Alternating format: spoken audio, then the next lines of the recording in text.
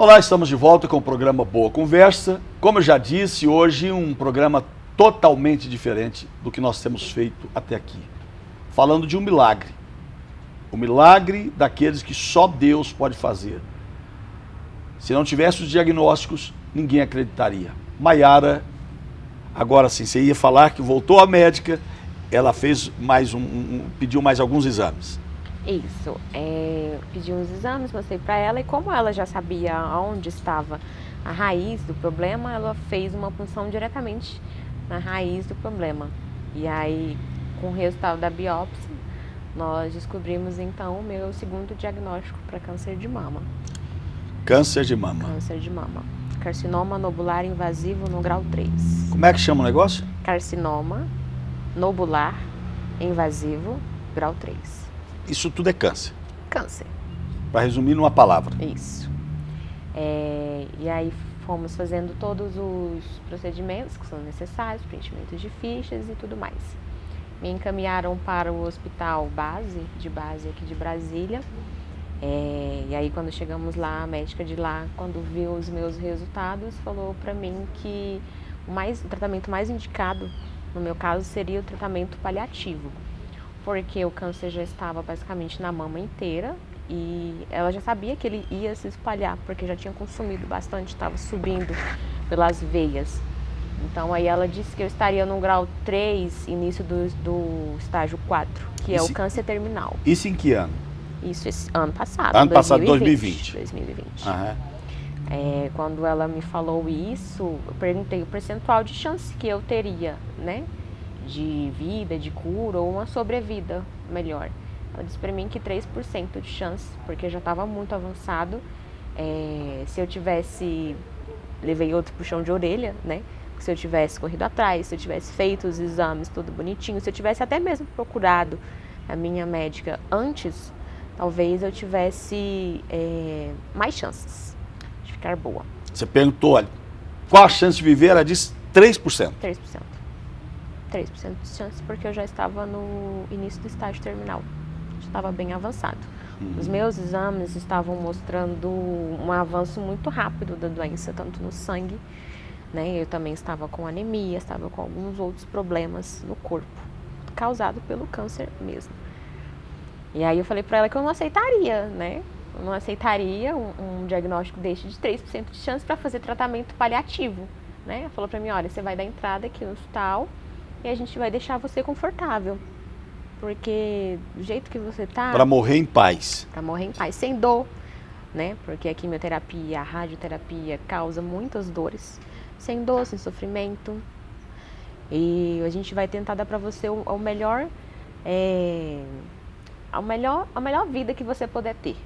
Seus pais vão vir, vão assinar, você vai dar entrada no hospital e só vai sair quando chegar o seu último dia. E aí eu falei pra ela se eu era obrigada a aceitar esse tipo de tratamento. E ela me disse que não. Obrigada eu não sou. Mas se eu quisesse me tratar com ela, eu teria que aceitar que ela ia fazer esse tipo. Virei pra minha médica e falei assim, olha, eu quero tentar, eu quero pelo menos tentar. Porque eu não acredito que uma moça de 24 anos só tem 3% de vida. Eu quero pelo menos tentar. Tudo bem se eu chegar a falecer, se eu chegar a morrer, mas que pelo menos eu morra tentando. Não quero... E não desistindo. Não desistir, não quero abrir mão, assim, de uma vez. Né? Até cheguei em casa e meu pai brincou. Falou assim, minha filha, é 3%, então tá ótimo. Mas só um pouquinho. Olha o que o pai dela disse, o pai dela é um pastor. Falei, minha filha, se você tem 3% de chance, então tá ótimo. Então é o Pai, o Filho e o Espírito Santo que está sobre a sua vida. A médica disse 3% de chance. O pai viu ali o início de um milagre. Não, minha filha, não é 3%. É o Pai, é o Filho e o Espírito Santo. A medicina não pode? Deus pode. E aí a minha médica começou a fazer outros tipos de tratamento, né? Comecei com a quimioterapia branca, para ver como que eu reagiria. Mas aí, quando foi no dia 8 de, mais ou menos dia 8 de agosto, nós descobrimos o porquê que ele estava tão avançado, o porquê dos desmaios, o porquê da perda de memória.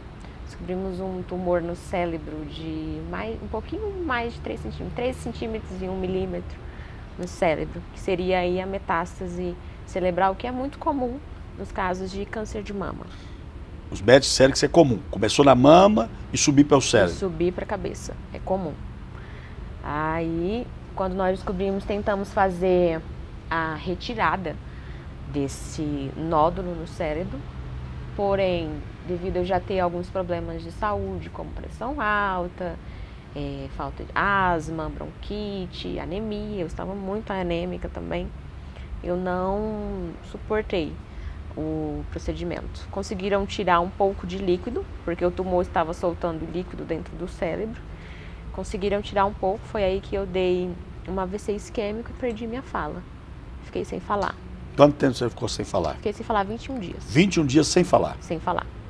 O médico falou, o neurologista falou assim pra mim, Mayara, esse dano que você teve não foi um dano do seu corpo. Quando nós tiramos o líquido, tiramos um pouquinho de sangue. Nós tínhamos duas escolhas, ou deixava o líquido no seu cérebro, ou tirava tudo e corria o risco de você ter alguma complicação. E a complicação foi o AVC que você teve.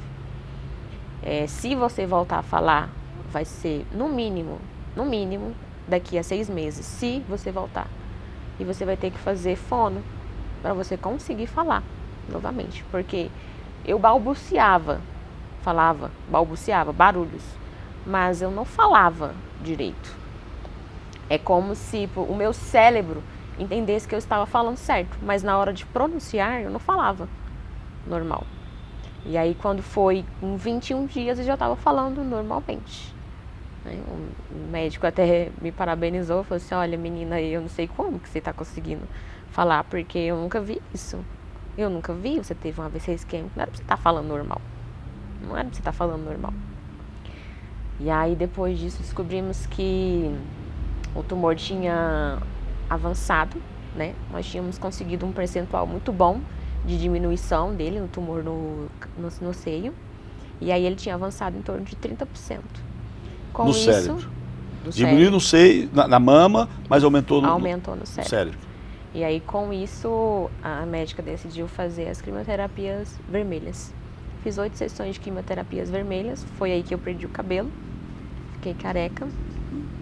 Quase que meu corpo não aguenta. E pra mim era pra ter sido o pior dia, né, da minha vida, mas pra mim foi o melhor dia, porque quando eu cheguei em casa sem cabelo, meu pai foi me buscar no hospital, e aí quando eu cheguei em casa sem cabelo, tomei um banho, minha mãe me ajudou e deitei pra dormir. Quando eu acordei no outro dia, tava todo mundo sem cabelo lá em casa. Meu pai tinha raspado, minha irmã raspou, meu cunhado raspou. Então, querendo ou não, é um incentivo, é uma força da própria família. Da própria família que a gente tem. Porque para quem tá de fora, né, eu vi muito isso, Mayara, é só cabelo, né? Mas para uma mulher que sempre teve cabelos longos, cabelos louros, bonitos, é complicado. Num dia você sai de casa, você tem cabelo, você tá bem. E no outro dia, você tá mais pálido do que uma parede. E sem cabelo. E sem cabelo. Você fica irreconhecível, na verdade. E aí quando eu cheguei, que eles tiveram essa atitude, eu não pedi, foi uma atitude que eles tiveram, pra mim foi muito bom. Me ajudou bastante na minha autoestima. Foi muito legal. E aí fiz essas 8 quimioterapias e esperei 2 meses pra ver como que meu corpo reagiria a essas químios. Quando foi em outubro eu retornei pro tratamento. Não, voltando. Em outubro, eu retornei e fiz uma cirurgia no seio, onde a médica falou, Mayara, a gente tem que tirar. Ou a gente tira, ou você não vai aguentar mais. Já vinha seguido aí de uma infecção generalizada, que atingiu a minha uretra, os meus rins e a minha bexiga. Eu perdi aí o controle das minhas funções básicas, não me alimentava mais, não conseguia mais comer, né? Minha mãe falou que eu tive fases. Falou, mas você teve fases. Teve a fase do bolo, que eu só comia bolo. Teve a fase do mingau, que eu só comia mingau. E teve a fase da gelatina, que eu só comia gelatina. Eu precisava de outros alimentos? Sim.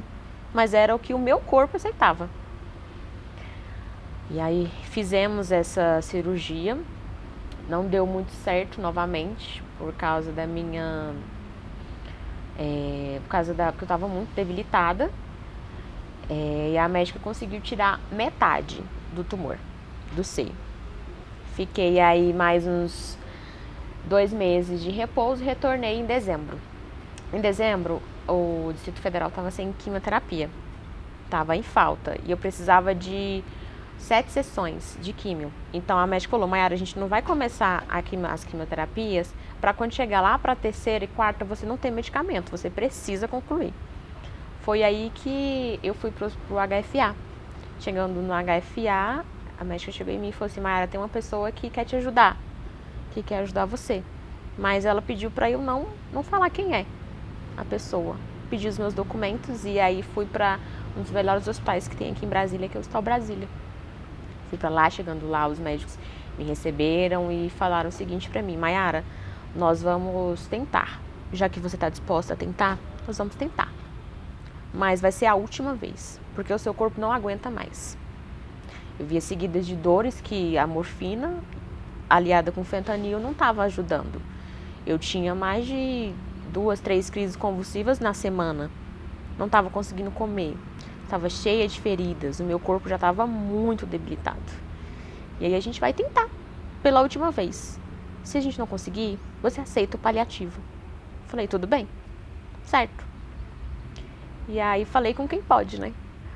Falei diretamente com Deus. Falei, Senhor, que o Senhor faça a sua vontade. Mas que se eu tiver que aceitar o paliativo, que o Senhor não me deixe ficar sofrendo no hospital todos os dias. Que o Senhor me leve. O Senhor me leve. E fui fazer a cirurgia. Chegando lá, os médicos, nós fizemos alguns exames só para ver como estava o tumor no cérebro, porque o que mais preocupava era o tumor no cérebro. Ele tinha se reproduzido, então eu não tinha só um tumor, eu tinha 2 tumores, um de 3 e um de quase 5 centímetros no cérebro. E quando nós chegamos lá, que o médico foi ver os meus exames, estava sentada na sala esperando, e aí vejo um vai e vem de médico, desce médico, sobe médico. Até brinquei com um deles, falei assim, o senhor perdeu alguma coisa? Vocês estão com cara de quem perderam alguma coisa. E aí ele falou assim, Mayara, eu não sei como é que isso aconteceu, eu não sei se tem um erro aqui, nós vamos repetir o exame para ver se está tudo certo, mas dentro do seu cérebro não tem tumor, dentro do seu cérebro. O que tem no seu cérebro são uns líquidos, um pouco de líquido. Se realmente esse for o seu diagnóstico, que está mostrando aqui nesse exame, nós vamos operar o seu seio e o seu ouvido, porque eu perdi a audição quando eu tive o AVC, a audição do lado direito. Nós vamos operar o seu seio e o seu ouvido. Se nós conseguirmos tirar tudo e vermos que não tem mais nada, você fica liberado do tratamento. Nós operamos e aí quando eu saí da sala de cirurgia, tem o pós-cirúrgico que tinha alguns médicos dentro da sala. Eu não estava falando porque eles mexeram no meu ouvido, no meu seio. E aí, quando eu saí, não foi o médico que me falou, não foi a enfermeira que me falou, eu ouvi uma voz no meu ouvido, falando, Mayara, você está curada. E eu tenho certeza que foi a voz de Deus que me falou. Você está bem? Estou bem. Se sente curada? Sinto. É um milagre de Deus? É um milagre. Os médicos diziam que eu não tinha mais jeito, que estavam perdendo tempo gastando medicamentos comigo. Eu ouvi várias vezes isso, que eu era uma perca de tempo. Deus não é perda de tempo.